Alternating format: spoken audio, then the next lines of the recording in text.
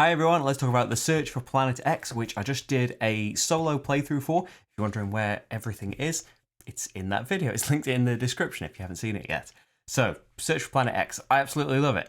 I am always on the lookout for kind of deduction games, kind of logic puzzly kind of games, and this fits the bill perfectly. And previous to this, I can only really think of there's Alchemists, and there was Cryptid, which do it in very different ways. Alchemist is kind of wrapped up in a big, heavy, kind of mean euro, and Cryptid is everybody has different bits of clues, and between you, all of your clues point to one space. And Search for Planet X does it through an app, like Alchemist does. So you can be all playing together rather than something like Treasure Island that works very nicely, but you need someone playing against the players. Search for Planet X does it really well in the app. And I know some people don't want to use apps for things, but I don't mind that, and especially when it works so well solo as well. So in Search for Planet X, I like that you are given different bits of information based on the difficulty that you choose, so it kind of opens it up more to people that aren't so good or don't enjoy logic puzzles as much. And if you are really, really experienced, then you can just keep turning it up to the point where you get no clues at the start of it. And it's got the standard and expert sides of the board. So the standard mode strips out a load of the sectors and a load of possibilities where things can be. So you can get to grips with the game with that. And then once you are really good at deducing where Planet X is, you can switch to that expert side and maybe be on the expert side and start off with no clues as well. So it's not in the sense that it's not similar to Cryptid in that you are giving clues all the time. You are forced to give clues to the other players.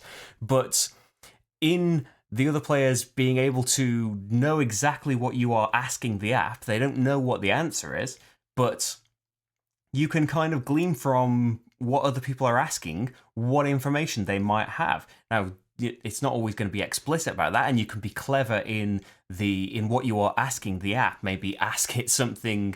It might waste a turn to throw other people off what you know. If you saw the playthrough, saw that the way the bot, who really acts like another player, the way the bot asked the app certain things, I could kind of make an assumption from that what the bot knew. And once I knew that, it allowed me to rapidly it saved me loads of queries myself. And the different options that you've got on your turn make for a really interesting deduction because you can just outright ask it what is in a certain sector, but you can only do that twice in the entire game. You can survey a range of things, which, the more you ask it, the less time it's going to cost you. It's a time track, so whoever's last gets the next turn. So you can time it so you might get multiple turns in a row. And that does get better in the expert game because there are more sectors and you can ask it about more things because there are more visible sectors. So you can ask it about a huge range and it not cost very much time at all. But, the more you ask it about, the less information you're getting, really, especially towards the start. If you're asking it about 4 sectors and it says there's one asteroid in those 4, might not be that much information. But as the game goes on and you've already crossed out these sectors, you can kind of ask it about things you already know about, where only one of that range is unknown, to save the time. And the theory giving is a really nice part of it, the theory phase. In a bit of a similar way to Alchemist, in that we were submitting theories in that as to what we thought the elements were composed of, and then later they would get debunked by the other players. Here, it's kind of it's on a conveyor belt. As soon as you put that theory down, in I think it's 2 more theory phases time, everyone is going to see what you put down. But it's not like Alchemist where your theories are all out there and everyone can decide whether or not they believe you. Your theory, as soon as it's revealed to everyone, is checked in the app, and if it's wrong, it goes, and you lose that token. Sometimes it's worth a risk of putting one down because you might. It's all worth points at the end of the game, correct theories, and especially being first is worth an extra point as well. So it can be worth the gamble sometimes if you've narrowed it down a bit, but at the same time, if you're wrong, you've lost that token. So if it's, say, for like the dwarf planet, and it's your only token of it in the basic game, then and then later on you know where it is, but now you've lost that token. It can be a risk doing that.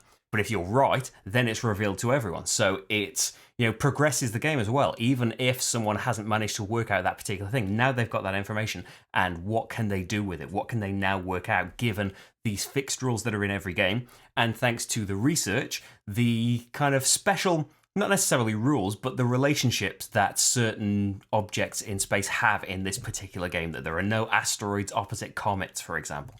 They can be revealed for a pretty cheap turn, really. One time is a bargain compared to all of the other actions, but you're not allowed to do it more than once in a row. You've got to do something in between your research actions.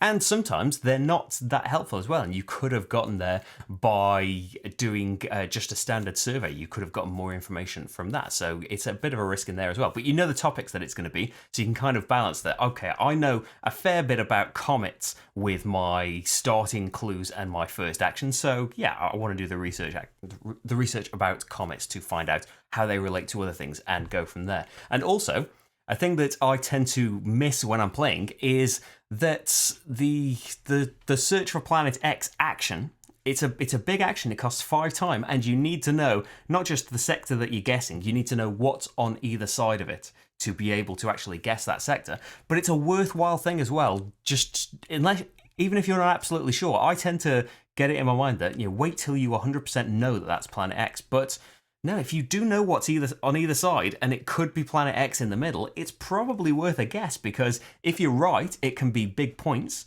If you haven't submitted any theories, then it might not be enough to win you the game. But yeah, even if you're wrong, that gives you a bit of information, although everybody else knows that as well, because if you're right, the game ends and everyone gets that one last turn. And that's nice as well, how everyone gets to either submit some theories or search for Planet X themselves, and they might not get many points for actually finding Planet X if they are right behind you on the time track, for example. So it still matters even at the very end of the game. It's kind of, it's what I was looking for anyway, but I think it's implemented really well. I think the app is very intuitive and solves the issue of needing someone there to be the kind of quiz master of it all. And I think the solo mode works beautifully as well, in that it kind of, even though you know a bit more, you know that if the bot submits a theory, it knows that it's correct. And so that gives you a extra dimension to, oh, well, it's asked this and it's asked this, and now it's submitted a theory. And it doesn't do that unless it knows that it's right. So working backwards from that, what does it know? It works very, very beautifully, and yeah, I love it. But hopefully the playthrough can give you an idea of whether you yourself would feel that way. Thank you for watching though, and I'll see you for the next game. Bye everyone.